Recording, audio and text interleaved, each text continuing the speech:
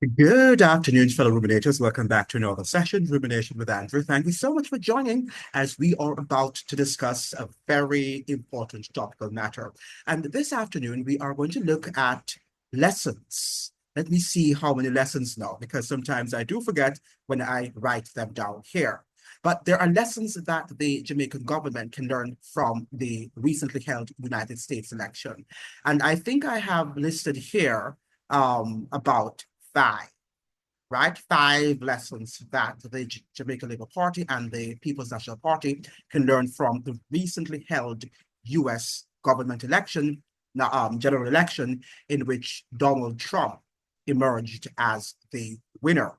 He won Kamala Harris of the Democratic Party. Now, we tend to live in a society and we often call it a democracy. But I have been suggesting to you that we're living in an oligarchy. An oligarchy is a system in which very few people, the few financial elites, the few financial gurus, they control the political machinery.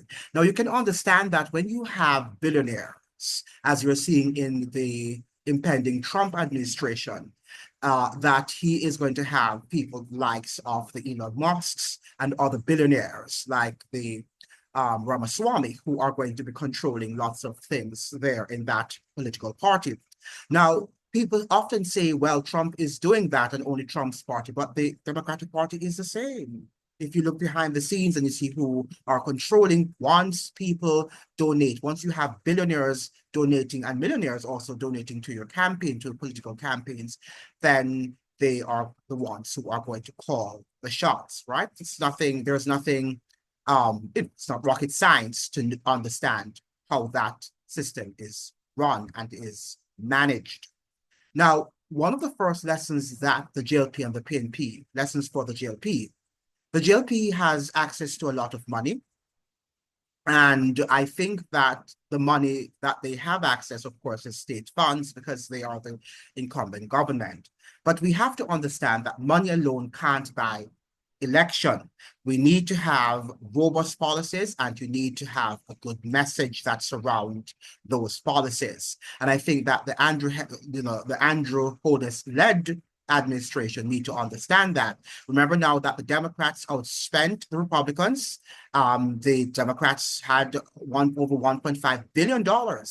And Donald Trump, my understanding, had about $300 million to spend, but he still won the election over Kamala Harris, who had access to so much money than he had. That's campaign funds, that is. So Andrew Holness and his team must understand that money alone will not run the show, but they have to make sure that they have a very convincing, cogent message that they're sending to the electorate. Now, Andrew Holness also and his PNP, his JLP team, his JLP colleagues, need to understand the power also of podcasts, right? We have podcasts now. We do not, people are no longer listening for the most part to the mainstream media like the TVJs and the CBMs. As we saw in the United States, the CNNs and the MSNBCs have lost a lot of their followers because they realize that they are not really addressing the issues, but they are more aligned with the issues. These elite news networks are more aligned with the diktats and with the philosophies of the reigning elites. And people realize that they're not making any sense of the reality, what the news media houses are telling them, that the mainstream media houses are telling them, and what they're seeing as a part of the realities are distinct. And we have to understand that. So you have people tell me what Cliff Hughes is saying, but Cliff Hughes is also controlled. He is in that sort of media landscape where he has to present the news based on the corporate donors, his sponsors, and he has got to keep himself in the lane, right? He cannot cross over his lane. He has to remain in his lane, or he might not be getting any funds from his corporate sponsor. So we have to understand. So podcasts are the new norm, and you have the Fix, you have other podcasts, you have Reason with Ratigan, and I think that both political parties, irrespective of what side these podcasts may take, it's important, especially if they're invited to speak, that they go onto these programs, right? So that viewers can see that they are not afraid of taking on anyone, even if the person is in contradistinction to them and their philosophies, is in opposition to their party. So people might say that, for example, that Reason with Ratgun is, more aligned with PNP. I don't know. I'm not saying that he is, but that is how lots of people view him. So that's the program that Andrew Holness needs to be on. And, Rattigan is always, criticizing, critiquing the administration of the JLP. They need to go on his program, even though he might be antagonistic to their political policies, but they need to go on his program so that they can defend their policies and people can see that what they are doing is done in transparency. All right, so that's very important that they're on this. So podcasts are very important now, excuse me, for our leaders to go on. So I would encourage, I see more that the PNP is more willing than the JLP to go on podcasts, right? And they have gone on podcasts that have severely criticized them. So I think that the PNP also need to, the JLP rather, not the PNP, the JLP need to do that.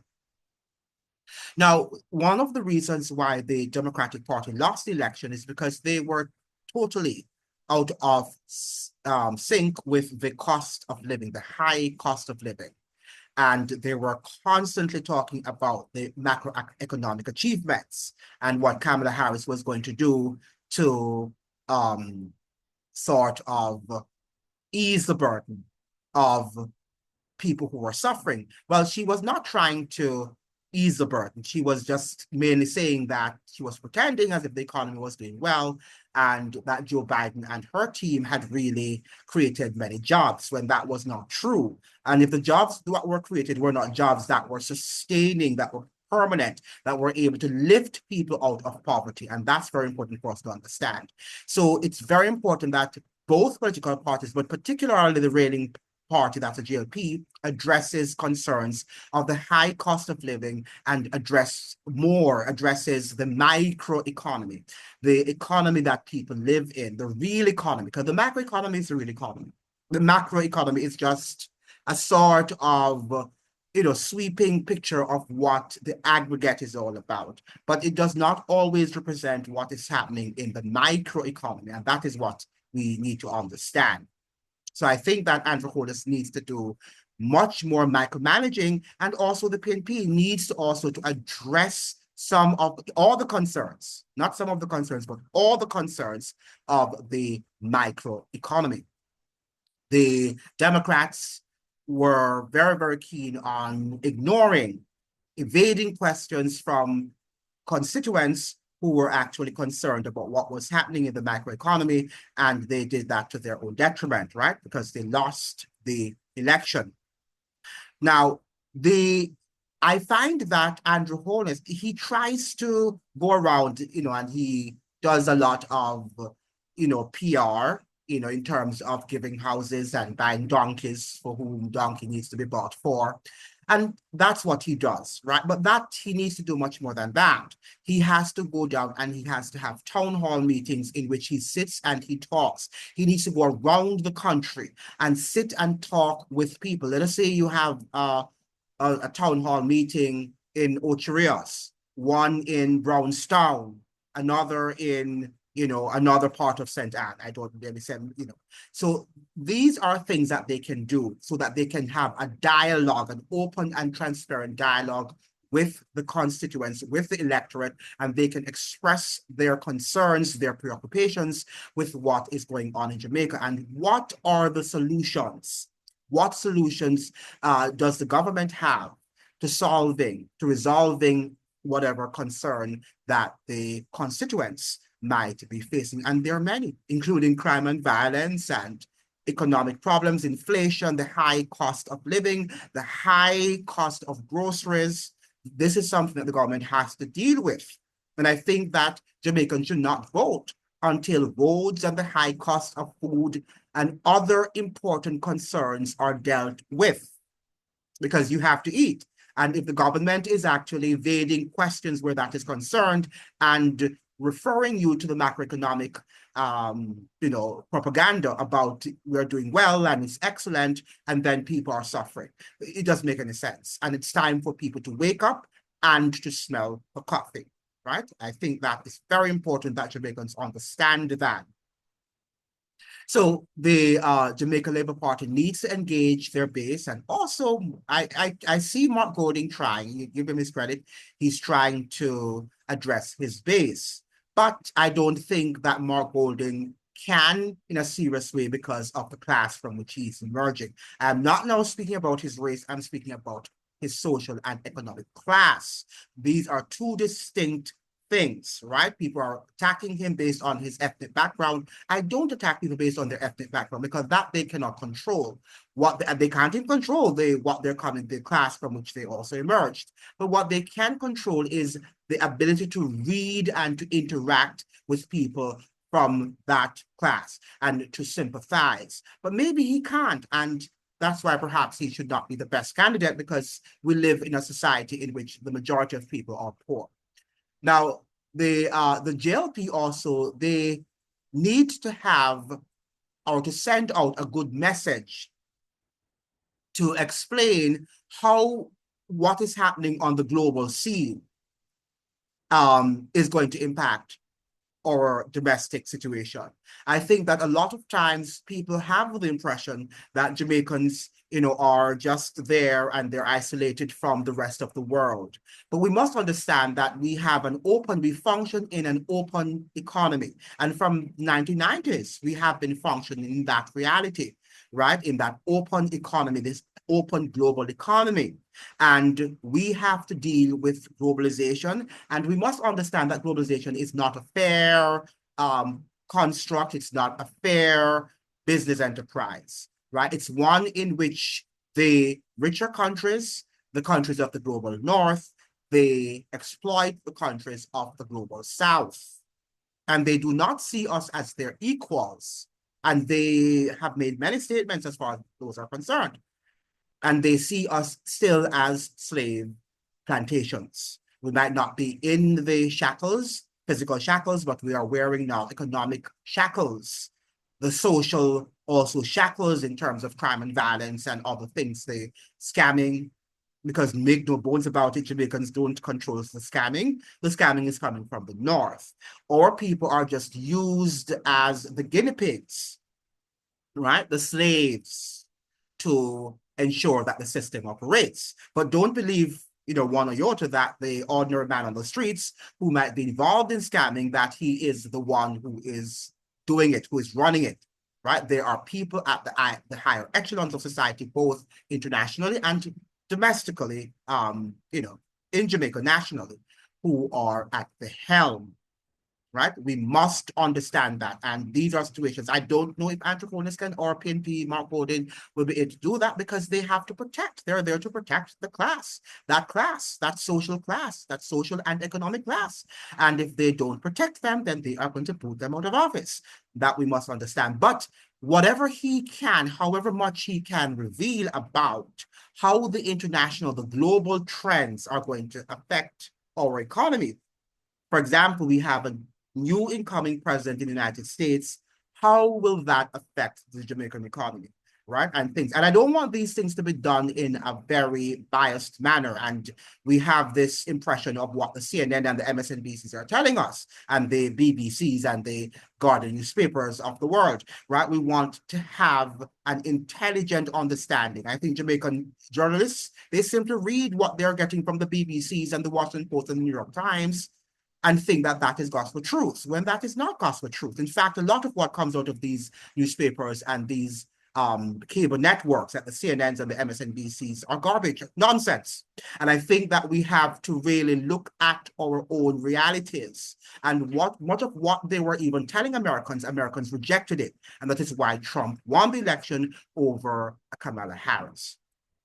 Now, the PNP now, We cannot, as a PNP, you are the opposition. You cannot demonize everything that Andrew Holness is doing. Very important that the PNP understand that. They need to look at some of the things that the JLP have done that are decent, right? And they can applaud, and then they can critique it and to see how much it can be refined to make it work for the majority of the Jamaican people. Because what we have are lots of times our politicians make a lot of these lofty promises, and at the end of the day, they know that they are not able to fulfill them. Or when the promises are made, they're not properly refined. They're not ironed out properly. So you have a lot of ruffles and creases, and at the end of the day, they do not work because when they go into office, because they were not properly refined, properly ironed, and ironed out, it means therefore that they are not viable and they will not be able to be implemented. We have this sort of US practice or culture of, define celebrities. So both political parties find themselves, aligning themselves with different celebrities, whether coming from the music world, because that's what we have, the celebrities at the Buja Bantons and the whomever, all of these popular musicians that people adore in Jamaica, as it were. Now, it's very important that they understand that these people cannot have you win elections, right? Because while they might go and they might dance and people might think murder and all these nonsensical music, at the end of the day, people have to survive. And people are realizing that they're not surviving. A lot of Jamaicans are not surviving. They're barely meeting their daily needs. And they're barely able to eat even basic food items like flour and rice and just chicken back and very simple food. They're on a simple diet, and yet they still can't afford the cost of living in Jamaica. So these are things that the PNP and the JLP, but particularly the JLP, because they're in office, they have to deal with. The roads are in deplorable conditions. They must be dealt with immediately, and stop making excuses about, well, rains and all of that stuff, right? We have to get the roads fixed now. Very important. It's urgent, and because it is giving the image of Jamaica like it is a sixth world country. We are in dire straits, and the image that people see when they go there is not a pretty image. And remember, our roads are one of the first impressions that people have of Jamaica. It's not the all-inclusive hotels that they go to, and they see all of this make-believe, which is not real. What you offer in the tourist all-inclusive is not real, right? That's not the real Jamaica. That's not even any reality, right? We know that when we go on vacation, we just go there to live a life that is not real. That is not the norm, okay? So we need to ensure that we take care of our roads. The crime and violence.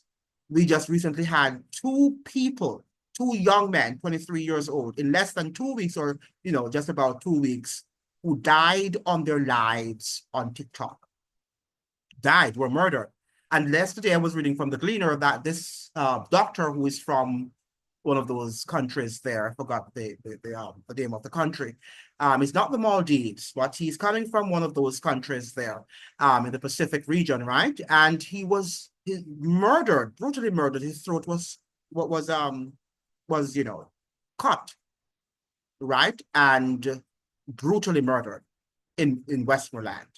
That was the story. Let me see if I can pull up that story, because it's a very interesting story. Well, it's a very sad story, I should say, a story that should be of concern to all well-thinking Jamaicans. So crime and violence is something that has gotten out of hand. We must deal with it, and the government needs to regulate it. Medical doctor found dead with throat slashed in medical doctor who had been living in Jamaica since 1997 was found dead with his throat slashed at his house in Savannah, Westmoreland, on Sunday afternoon, right? The 57-year-old general practitioner, Dr. Aung Naim, was reportedly living alone. Concerned neighbors alerted the police after not seeing him for several days. So his throat was slashed.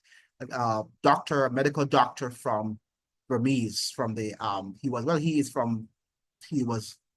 Burmese. And so the fact of the matter is that we have an out of control crime rate, a crime rate that we must deal with if the government is going to win, the incumbent government is going to win. And Jamaicans should also be saying, we need to deal with these factors. Jamaicans, you cannot, at this juncture of Jamaica's history, decide that you're just going to vote. Cast your vote just because you can vote. Remember now that the voting process, while it is a part of the democratic process, but it is rigged. It is controlled by very wealthy people, and their interests are what governments actually carry out and realize and actualize. What you have to do, as Trump base did, and I'm not sure that Trump base is going to get all of what they demanded and they asked Trump for, but we have to have a base that say enough is enough, and our leaders need to do what they should do, what they promise that they are going to do. We are not getting, Jamaicans have not been getting a lot of benefit out of the Jamaican state. All we're hearing that constantly is that your debt is up and you have to make the sacrifices. But why is that going up? And what is causing the debt to go up astronomically? It's not the services that they're rendering to us. And yes, minimally. But if it were just what they are giving to us, we would not have been that indebted. It's as a result of what the elites are doing. And then they stack up the debt, and then they tell you that this is the national debt, and then the poor class have to pay for the debt that these elite people have racked up. And if you don't believe me, look at what happened to Air Jamaica. Look at what happened to Air Jamaica. Look at what happened to that national airline. Don't think that we could not have managed that airline. It's because the elites, they racked up the debt, right? And then they said the debt belongs to the people. And then we eventually got rid of it. A very treasured national asset that we just got rid of, right? We just got rid of it overnight. And that is how we run the show. And even though there was a pilot who wanted to buy the airline along with other shareholders, the government under Bruce Golding decided that they would not have given it to him, right? So they don't want us to own anything. They don't want Jamaicans to own anything. And that is what you have to understand. Now, if we're not owning anything, how can the poverty rate go down? How can our country get richer? How can our nation state be developed? And how can you avoid, most importantly, not returning to the plantation? Thank you so much for joining. I hope that you'd like, share, and subscribe. Remember now to like the videos so the videos can be shared with as many people on the platform. If I don't see you until then, have a Merry Christmas, and may God bless you and your family as you celebrate this very wonderful season we call Christmas. Feliz Navidad. Hasta luego.